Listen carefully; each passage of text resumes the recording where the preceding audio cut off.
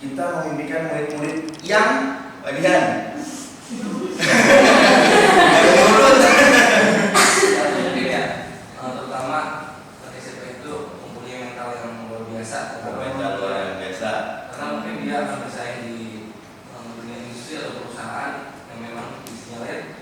Dia harus bersaing dengan dari wilayah-wilayah lain, dari mungkin ada negara lain, apalagi sekarang mungkin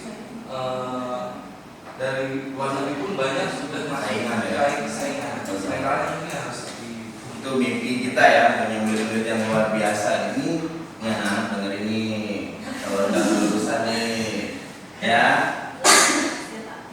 Kita percaya murid adalah, ayo nih, ini menggambarkannya luar biasa nih. Kita percaya bahwa murid adalah apa nih Jin? Ini Pak nih sesepuh saya nih Pak. Punya pengalaman luar biasa di sekolah ini kan ya. Dari tahun berapa Pak? 2004. Oh, 2004. Kita percaya bahwa murid adalah Pak?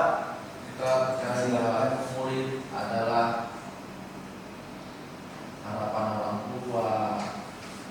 Murid adalah mereka yang punya cita-cita, mereka yang punya masa depan, mereka yang bisa membanggakan orang tua, nusa bangsa agama. Oke, terima kasih Pak Arman. Adalah percaya bahwa murid adalah, bagi kita swasta, murid adalah aset, murid adalah kepercayaan, murid adalah amanah. Masya Allah. Saya kali mendampingi PP baru nemu jawaban di sini Kak. Di sekolah kita mengutamakan Bang Tendi. Ada di semua ini ya. Ini kalau Bang Tendi ini tendingnya di sini Bu. Oh, Tendi. Di sekolah kita mengutamakan apa Bang? Keselamatan. Harus aman dari sekolah. Oke, kalau dari pemantikan berikutnya, murid di sekolah kita sadar betul bahwa Murid di sekolah kita sadar betul bahwa sekolah itu merupakan tempat kita untuk menimba ilmu, apalagi untuk bekal kita ke depannya. oke, luar biasa. Berikutnya, kita warga sekolah di sekolah ini yakin untuk kuliner boleh dibantu. Untuk dapat mengembangkan, kalau menurut saya pribadi, peserta didik itu yang kayak tadi itu peserta didik siapa? Peserta didik adalah manusia. Dimana manusia itu punya kemampuan buat berkembang, punya juga rasa, punya juga pikiran bagaimana untuk bertindak. Nah, tugasnya berarti sekolah itu tahu bahwa kita insya Allah bisa mengembangkan hal-hal tersebut supaya peserta didiknya pas keluar menjadi manusia yang sesungguhnya. Masya Allah. Oke. Saya dan guru lain di sekolah saya paham bahwa Lulut, ayo. Saya dan guru-guru lain di sekolah saya paham bahwa mendidik peserta didik itu perlu bekerja sama dengan baik agar mencapai tujuan utama kita, menjadikan anak-anak menjadi yang terbaik. Oke, terima kasih Bapak Ibu dan anak-anak sekalian. Ini luar biasa sekali karena kita memang kita sudah dijelaskan Bapak Ibu semuanya dan anak. Ini visi SMK YPP Cakung ya, menciptakan amatan untuk dapat memasuki dunia kerja industri dengan berbekal impact. Iptek berjiwa berusaha dan mampu berdaya saing di era revolusi industri 4.0. Menciptakan tamatan di dunia kerja industri berbekal impact. Tadi yang sudah didiskusikan ternyata sudah ada di sini semua Bapak Ibu ya. Menciptakan tamatan yang dapat berbekal impact, iptek berjiwa wirausaha, berjiwa mampu berdaya saing di era revolusi 4.0. Kira-kira harus ini kita diskusi ada yang ingin masuki memberikan masukan, silakan, atau ada yang akan ditambahkan. Pak Tirto. Mas Koiko berarti kan yang memang sebelumnya sudah berbasis digital, berarti kan lebih tinggi lagi tingkatannya. Lebih tingkat lagi. Ya. Jadi kalau untuk yang lainnya sih sebenarnya program-program yang ada di SMK YPB itu dari IMTA, IPTEK, wirausaha sampai kita proses rekrutmen anak-anak kerja ya itu juga sudah dilakukan, sebenarnya sudah sesuai. Jadi revolusi. Gimana kalau Bapak Ibu semuanya kita naikkan di industri ya apa? Revolusinya makanya berkembang ya karena ngikutin zaman di teknologi. Revolusinya zaman dulu kan ada revolusi apa tuh? Revolusi apa banyak deh, revolusi sejarah tahu dah. Saya guru. Ada revolusi industri gitu kan, revolusi 1.0 sampai sekarang 4.0 dan menjelang 5.0 ya, lebih ke teknologi. Dan di sini misi SMK memberikan tamatan menjadi bekal. Nah ini misi yang menjalankan, yang menjelaskan apa dari visi sekolah.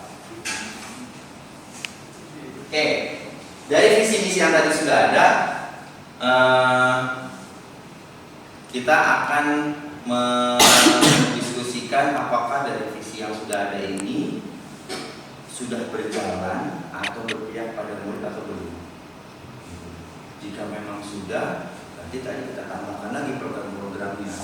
Ya, tadi kalau dibilang menaikkan apa namanya program yang menambahkan dia ke revolusi 5.0 dengan caranya apa? Menambahkan pelatihan lagi atau mencari lagi guru tamu dari luar industri yang benar-benar relate dengan kita lulusannya, dari jurusan MP, jurusan AK, kita cari guru tamu yang benar-benar pakai alat yang luar biasa, yang terbarukan gitu. Seperti di jurusan TKR kita sudah mempunyai namanya hidrolik harlif ya, karena kita mengikuti zaman, sekolah mengikuti zaman, akhirnya kita fasilitasi anak-anak dengan pengembangan di TKR harlif gitu.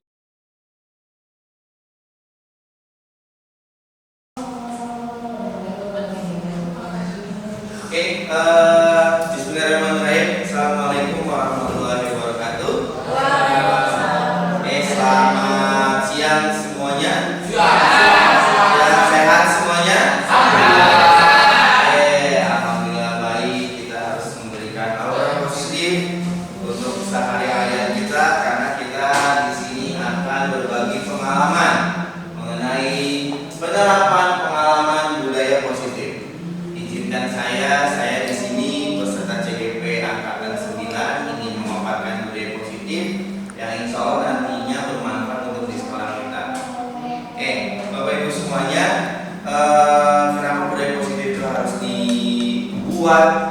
Apalagi kita harus mengimbaskan ke peserta didik kita, karena yang akan kita ciptakan menjadi peserta didik yang baik itu adalah murid kita, peserta didik kita. Kita harus memberikan pola pikir positif ke mereka agar nantinya mereka biasa membuat sesuatu hal atau menciptakan cita-cita mereka yang ke arah positif.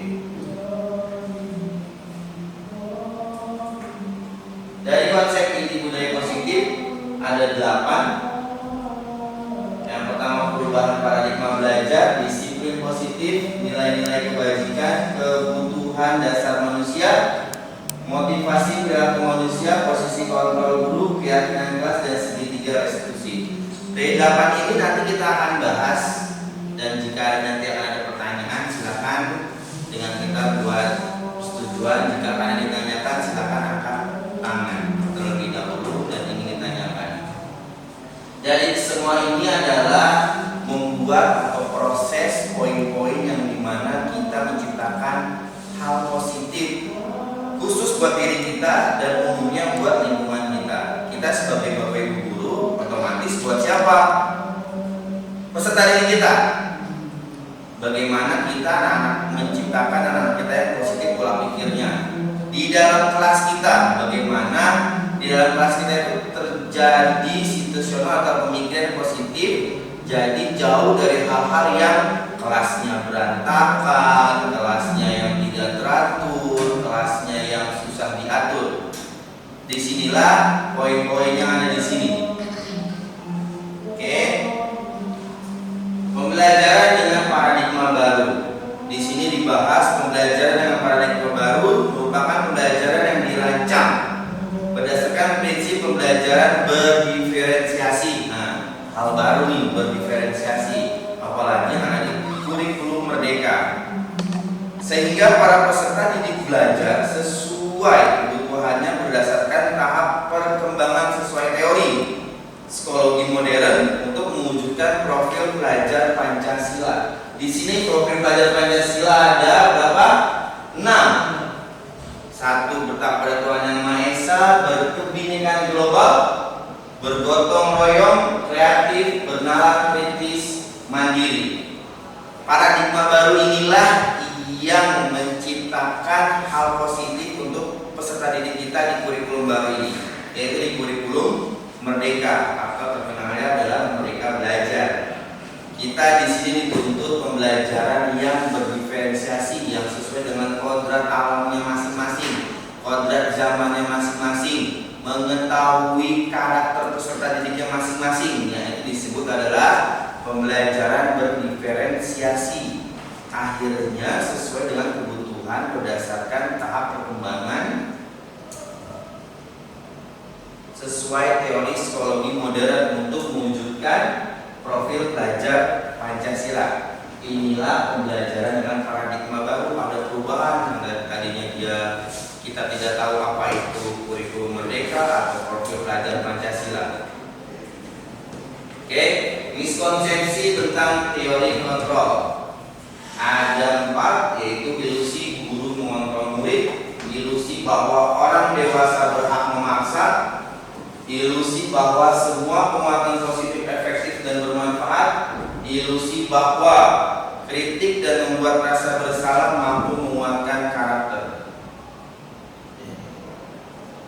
Oke, mengubah paradigma stimulus respon ke pendekatan teori kontrol. Di sini ada 2 perbandingan antara stimulus respon dan teori kontrol. Oke, kalau kita baca sama-sama dan kita bahas satu persatu. Stimulus respon pertama, realitas kebutuhan kita sama, dibalas dengan teori atau disesuaikan dengan teori kontrol bahwa realitas kebutuhan kita berbeda. Nah, dari kata-kata berbeda dengan respon kita sama aja, itu berarti menuju paradigma baru bahwa teori kontrol itu kita itu berbeda, tidak sama. Dari absen A, absen B aja sudah beda, A sama B. Berarti pola pikirnya, isi kepalanya, perilakunya, latar belakangnya juga berbeda. Otomatis penanganannya juga berbeda, tidak harus sama. Dan disinilah yang menjadi paradigma baru bahwa seorang guru pun harus mempunyai sifat atau kontrol yang seperti itu, menyesuaikan bahwa peserta didik itu berbeda-beda walaupun memang muridnya banyak. Jadi kita harus benar-benar mencatat dengan catatan yang lengkap bahwa peserta didik ini A seperti apa, B seperti apa. Poin 2, semua orang melihat hal yang sama, tapi di teori kontrol setiap orang memiliki gambar berbeda. Ya, saya melihat ini bagus. Menurut Pak Dian, bagus atau tidak? Biasa aja. Menurut Ibu Aisyah, bagus atau tidak? Lumayan. Fungsinya apa Pak Akbar? Menelpon. Lebih efektifan mana Bu Rizka? Ini sama handphone. Handphone. Dari situ aja pandangannya sudah berbeda, betul nggak? Dengan materi yang sama ini. Ada yang bilang bagus, enggak. Saya suka warnanya. Saya jadi bilang bagus aja. Gitu. Jadi itu kita melihatnya kalau di dalam stimulus respon itu hal yang sama, teori kontrol ternyata berbeda. Oke, kita mencoba membawa orang agar berpandangan sama dengan kita, memaksa nih. Ya, kita berusaha memahami pandangan orang lain tentang dunia. Ya, guru terkadang menciptakan suatu hal yang lo harus nurut sama gue, kalian harus nurut sama saya. Ya, ini pokoknya A. Oke, tapi terkadang di teori kontrol kita menceritakan dunianya. Oh, menurut A begini, menurut B begini, menurut C begini. Bagaimana pandangan kamu? Oke, kayak dulu kita bikin skripsi, teori ini, teori ini, teori ini, teori ini, teori ini. Akhirnya apa? Kita bikin kesimpulan masing-masing. Perilaku buruk dilihat sebagai suatu kesalahan. Semua perilaku memiliki tujuan. Nah, ini rumus-rumus gimana nih kalau nggak kayak gini? Perilaku buruk dilihat sebagai suatu kesalahan. Ya, semua perilaku memiliki tujuan. Mungkin dia melakukan hal yang di luar kebiasaan orang, di pandangan kita salah, tapi di pandangan dia mempunyai tujuan. Dan akhirnya kita jangan langsung menjudge langsung. Kamu ngapain?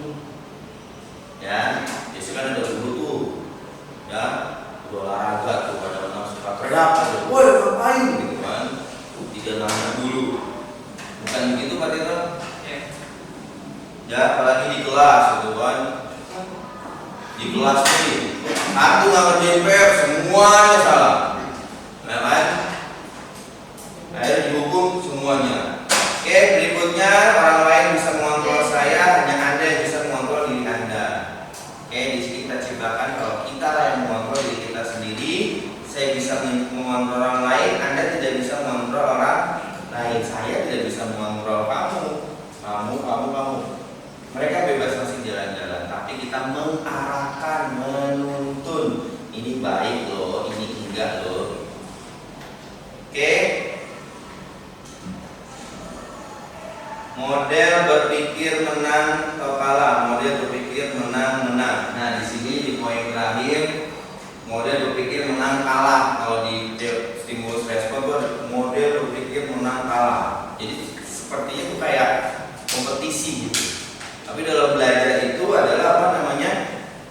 Model berpikir menang-menang. Semua halnya sama bagus dengan caranya masing-masing, dengan pola pikirnya masing-masing. Itu di dunia belajar. Beda kalau kita kompetisi olahraga, kompetisi agama, kompetisi kesenian, itu sudah menang kalah. Tapi kalau dalam belajar diusahakan yang namanya model berpikir menang-menang, semuanya benar dengan cara masing-masing. Tadi dengan paradigma baru berdiferensiasi dengan kemampuannya masing-masing. Jadi agar tidak terjadinya bullying atau terbentuknya kasta, dia pintar gitu kan, mainnya sama yang pintar, ada dia tidak mau ditemenin sama yang bodoh. Oke, disiplin positif, disiplin berasal dari kesenian dengan belajar. Disiplin mengacu pada diri yang memiliki tanggung jawab terhadap apa yang dilakukannya berdasarkan nilai yang diyakini. Disiplin positif merupakan salah satu cara penerapan disiplin yang bertujuan untuk menumbuhkan kesadaran serta memberdayakan peserta didik tanpa imbalan, reward, ancaman atau hukuman. Ini yang kita bahaya sekarang adalah apa? Ketika kita mau memberikan sesuatu hal, kadang peserta didik kita apa? Dapat apa nih Pak? Imbalannya apa nih Pak? Gitu. Dalam disiplin positif ini, hal tersebut dihilangkan agar tidak ada yang namanya sesuatu hal yang minta imbalan. Nah, itu tidak baik. Gitu. Jadi dia melakukan tersebut menjadi kebiasaan yang akhirnya memang kebaikan buat dia, bukan buat kebaikan orang lain. Itu imbasnya kebaikan orang lain, tapi tujuannya adalah kebaikan buat dia. Puasa. Dapat apa puasanya? Oh, 30 hari pun nanti dapat mobil-mobilan atau dapat handphone baru. Nah, itu bukan menjadi budaya positif atau disiplin positif. Sebagai sebagai pendidik, tujuan kita adalah menciptakan peserta didik yang memiliki disiplin diri sehingga mereka berperilaku mengacu pada nilai-nilai kebajikan universal dan memiliki motivasi intrinsik dalam perubahan perilaku ke arah yang lebih intrinsik. Jadi dari dalam, tadinya dia terimbas dari budaya positif, punya disiplin positif, punya kemauan positif, akhirnya kemampuannya dari diri sendiri. Perubahan perilaku ke arah yang lebih baik kalau dari dalam diri sendiri, bukan dari paksaan atau dari menunggu rewardnya apa. Kebayang kalau dia udah melakukan hal yang bagus, tapi tahu rewardnya gak cocok, akhirnya dia kecewa, tapi tidak melakukan hal tersebut lagi. Oke, ini nilai-nilai kebajikan, nilai yang sepakati bersama lepas dari suku bangsa, agama, bahasa maupun latar belakangnya. Contoh nilai kebajikan institusi yang kita pelajari sekarang adalah profil belajar Pancasila, beriman dan bertakwa pada Tuhan Yang Maha Esa, berakhlak mulia, berkebinekaan global, gotong royong, mandiri, kreatif dan bernalar, kritis. Ini poin yang sangat digaung-gaungkan oleh profil belajar Pancasila lewat kegiatan P5. Anak tidak lepas harus tetap mempunyai kewajiban beriman, bertakwa kepada Tuhan Yang Maha Esa, mempunyai akhlak yang baik, mulia, gotong royong, berkebinekaan, tidak lupa dengan karakter bangsanya sendiri, tapi mendunia. Gotong royong, kerjasama, berkolaborasi, mandiri, tidak manja, punya pola pikir yang kritis, tidak mengandalkan, dan kreatif, inovatif. Kreatif itu tidak plek menjiplak, tapi ATM, amati, tiru, modifikasi. Ya, dan di sini ada lagi poin-poin ibu. Ya, ini dari keterampilan hidup dapat dipercaya, lurus hati, mendengar yang aktif, dan ini dipakai institusi lain dan organisasi lain. Yang kita pelajari dari sekolah kita adalah yang profil belajar Pancasila. Oke, kebutuhan mendasar manusia itu ada sebetulnya. Ya, namanya adalah segala sesuatu hal yang kita lakukan untuk mendapatkan apa yang kita inginkan. Dasar banget ya. Seluruh tindakan kita akan memiliki tujuan tertentu, dan semua usaha terbaik yang kita lakukan adalah dalam rangka agar kebutuhan dasar kita terpenuhi dengan baik. Ini ada 5. Betul tidak ini? 5 dasar kebutuhan manusia. Bertahan hidup, apa aja? Makanan, pakaian, tempat tinggal. Betul ya? Lupa nih, kasih sayang. Dan rasa diterima, diperlukan, berbagi, kerjasama, ya, penguasaan, harga diri termasuk penguasaan. Ya, dianggap nih, saya di kelompok ini, mau dianggap, kalau nggak dianggap, aduh, repot. Berprestasi, diakui, didengar. Kebebasan, mandiri, memiliki pilihan, mencoba hal baru. Kesenangan, bermain, humor, antusiasme, tertawa. Dari 5 dasar kebutuhan dasar manusia inilah yang menjadi, jika tidak terpenuhi, hal tersebut akan menjadi hal negatif bagi peserta didik. Ada yang bisa ngasih contoh? Kenapa dia suka marah-marah? Dia termasuk kurang apa kebutuhan. Dia suka berantem misalkan di kelas nih. Dia nyari perhatian sama temannya.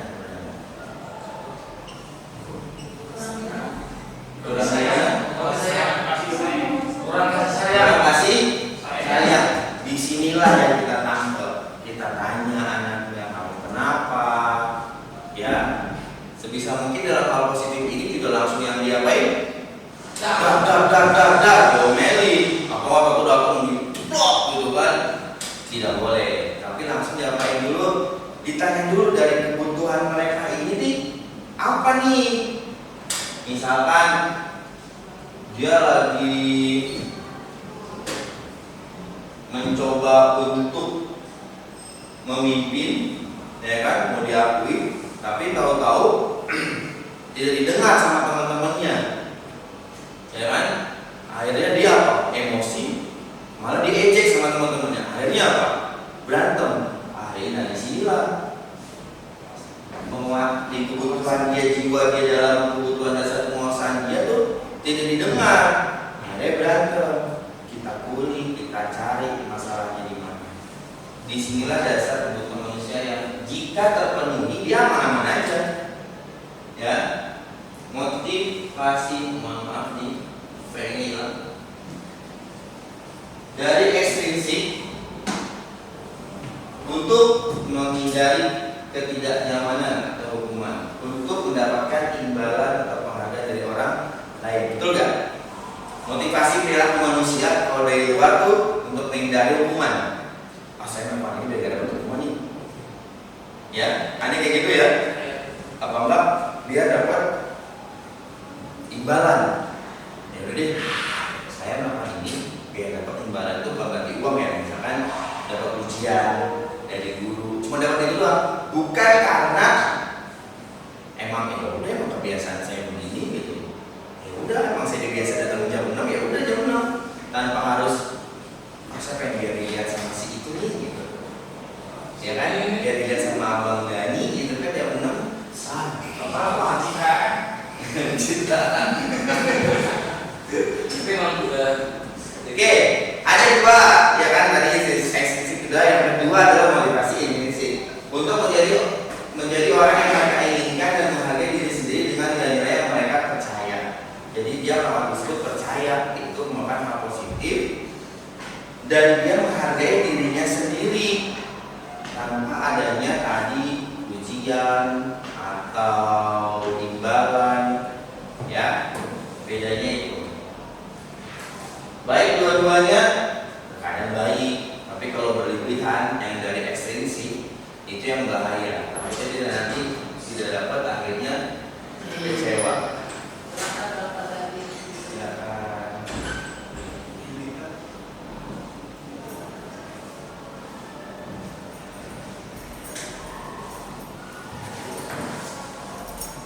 Oke, di sini ada 3 proses dalam mencari solusi terhadap anak-anak yang mendapatkan atau tidak terpenuhi kebutuhan manusia. Ya. Oke, di sini ada 3 poin yang tadi jika peserta didik atau diri kita sendiri tidak terpenuhi dari 5 kebutuhan yang ada. Nah, di sini yang sering kita lakukan yang mana nih? Ya, hukuman atau konsekuensi atau restitusi. Arti itu suka langsung yang mana nih kalau ketemu anak-anak yang susah dibilangin? Kasih hukuman, konsekuensi. Kalau dari bacaan di sini atau restitusi.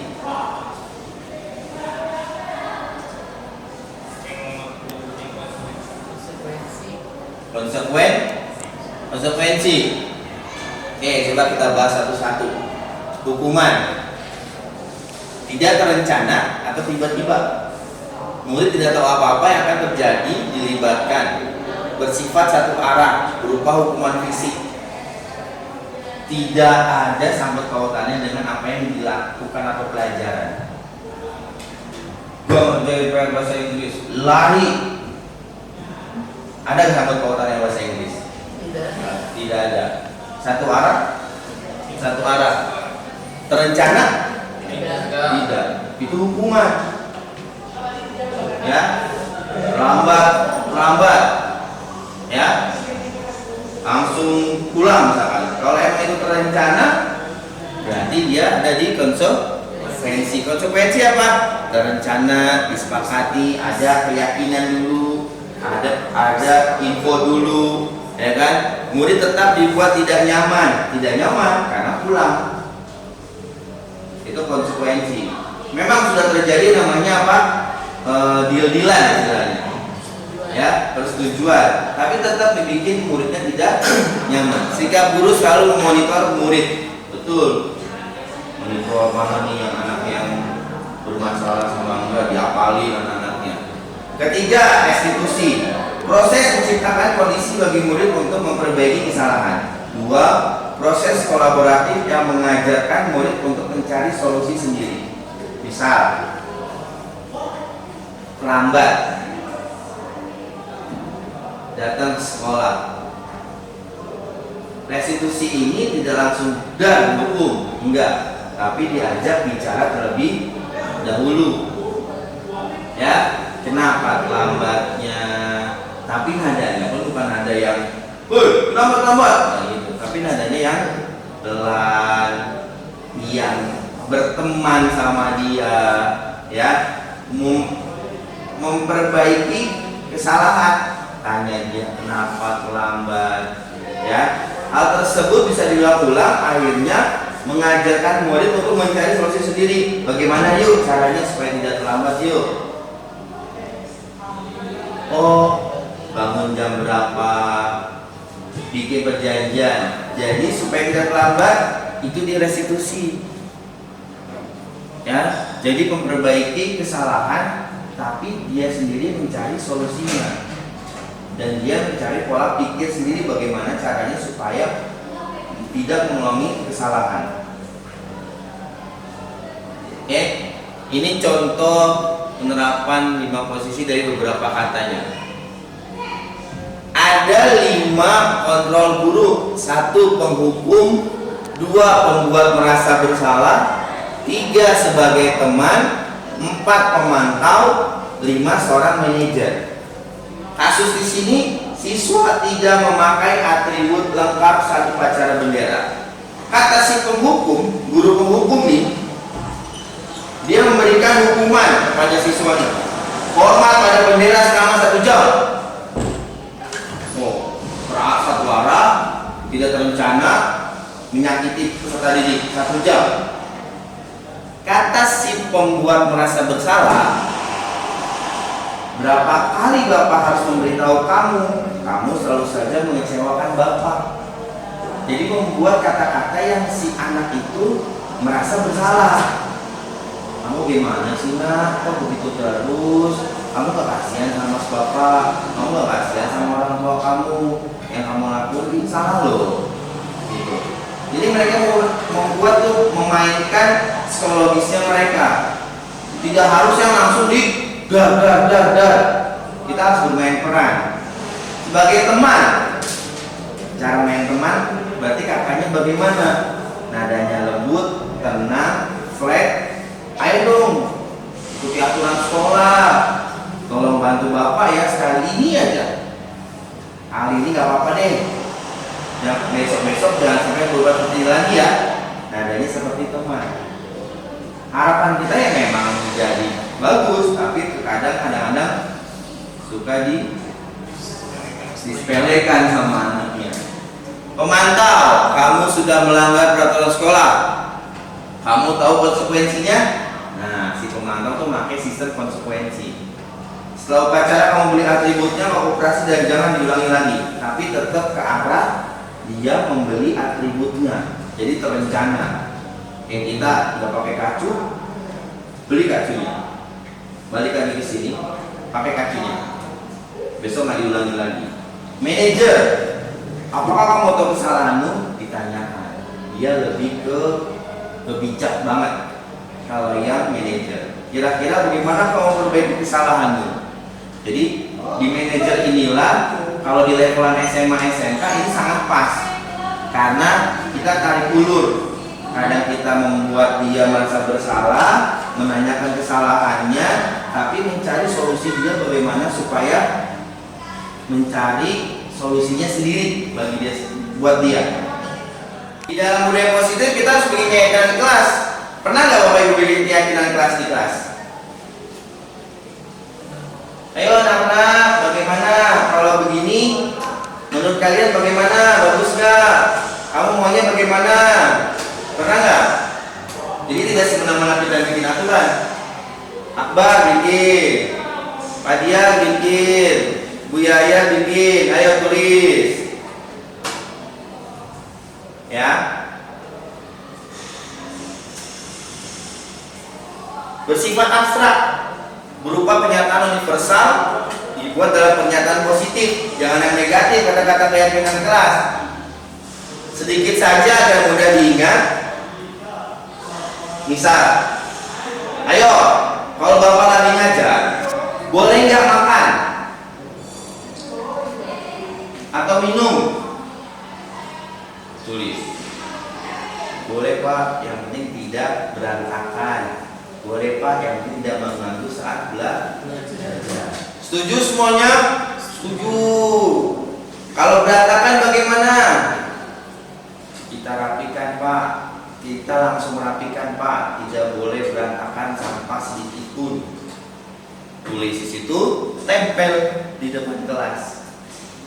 Keyakinan kelas, sehingga sesuai dengan kondisi kelas dan sekolah, sehingga mudah diterapkan. Boleh pakai kartu-kartu berwarna-warni, boleh pakai papan tulis, boleh pakai mentimeter, langsung tempel di sini, langsung tampil di sini.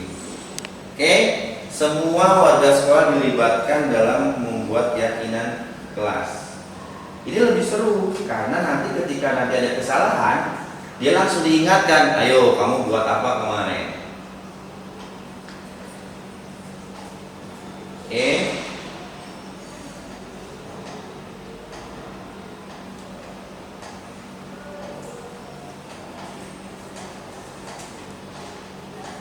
Oke, di sini ada segitiga restitusi yang tadi dalam menyelesaikan masalah. Oke, terakhir ya. Suatu proses dialog yang dijalankan oleh guru agar dapat menghasilkan murid yang mandiri dan bertanggung jawab. Ini pas banget untuk penanganan anak. Ada 3 poin: menstabilkan identitas, validasi tindakan yang salah, menanyakan keyakinan. Menstabilkan identitas ini kita bahas di sini.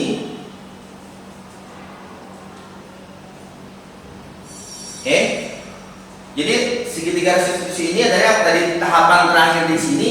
Dia mencari sesuatu hal yang sangat bijaksana dan mengetahui karakter anak sampai dalam, karena benar-benar ditanyakan, ya, ditanyakan dengan baik dan sampai dalam. Dan ini pas sekali untuk penanganan anak, agar kita tidak capek-capek membuang energi yang marah-marah, mengetahui lebih dalam kondisi anak. Berdasarkan prinsip membuat kesalahan adalah bagian dari proses pembelajaran.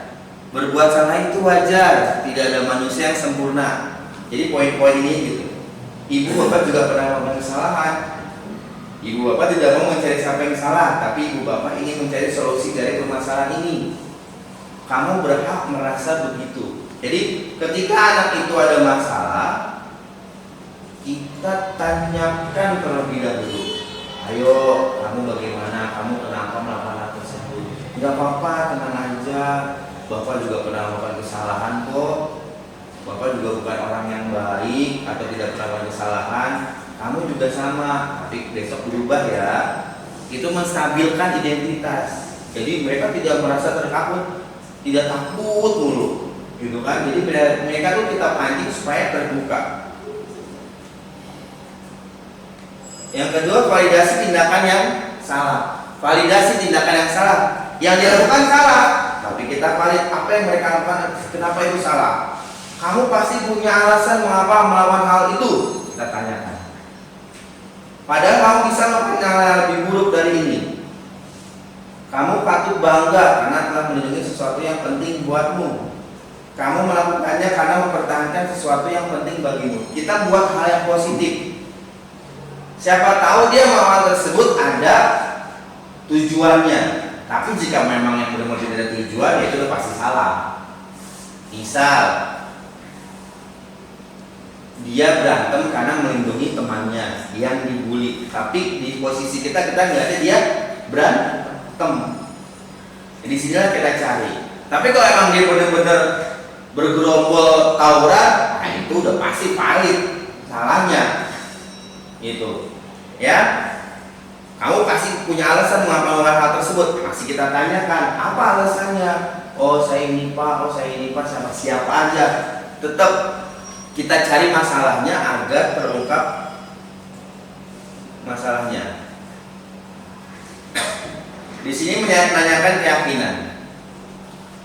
Apa keyakinan kelas kita? atau menilai apa yang telah disepakati bersama, seperti apa gambaran sebuah kelas yang ideal menurut kamu. Kamu ingin menjadi orang seperti apa? Setelah kita valid, yuk kamu melakukan tersebut karena kenapa. Nah, ketika kamu tahu kesalahan kamu, besok kamu akan begitu lagi tidak, atau kita cari solusi bagaimana menurut kamu tidak melakukan hal tersebut itu lagi. Jadi kita nanyakan keyakinan agar dia berubah. Hal ini segitiga restitusi memang tidak langsung bisa langsung orang yang jadi berubah, pasti butuh proses. Tapi hal tersebutlah yang menjadikan di perubahan paradigma baru inilah yang membuat kita memanusiakan manusia, membuat peserta didik kita pun masih bisa loh mereka melakukan kesalahan, tapi ya kita berikan kesempatan kedua. Karena yang tadi dibilang di restitusi awal tadi, ya setiap orang pasti akan melakukan kesalahan. Ketika memang tidak benar-benar yang melakukan kesalahan yang fatal, yaitu kita maklumi. Tapi kalau memang sudah melakukan yang fatal, yaitu tetap kita cari masalahnya dan kita berikan penjelasan ke mereka, siapa tahu mereka nantinya bisa berubah, Bapak Ibu semuanya. Itu ya. Oke, dari situ ada yang ingin ditanyakan, Bapak Ibu semuanya? Ya, silakan Pak Tirto. Bagaimana peran poin pelanggaran yang selama ini sudah berjalan? Nah, di poin pelanggaran inilah sebenarnya menjadi titik akhir sebenarnya, kalau menurut saya pribadi ya. Karena sebelum masuk ke poin pelanggaran, kita bisa mainkan dulu di segitiga restitusi ini. Jangan langsung ke poin. Karena kalau masuk ke poin, habis sudah nanti. Gitu. Misalkan anak ini nggak pakai topi. Kalau kita langsung saklek pakai topi, itu masuknya kita ke konsekuensi kan, bukan yang restitusi. Harapan kita adalah anak ini berpikir, oh iya saya tidak pakai topi, saya salah. Besok saya tidak melakukan kembali, atau saya beli, gitu. Dan besok tidak melakukan lagi. Poin-poin ini mungkin bisa dibuat berapa kali dia dapat perulangan hal tersebut, baru dia dapat poin. Tidak bisa langsung dipukul rata poin. Karena nanti akan habis poin kita sampai 100. Ada lagi yang lain?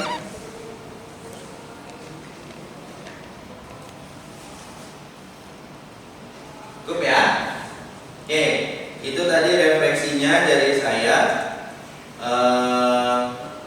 Untuk refleksi, terima kasih dari Pak Tito menanyakan sesuatu ke saya mengenai kebijakan dari restitusi. Untuk berikutnya, moga-moga dari budaya positif ini nantinya bisa dipakai di sekolah kita dan dalam penanganan kasus atau membuat keyakinan kelas di kita. Nantinya kita akan menjadi lebih baik dan peserta didik juga mendapatkan lingkungan yang positif di kita. Oke, saya ucapkan terima kasih atas waktunya.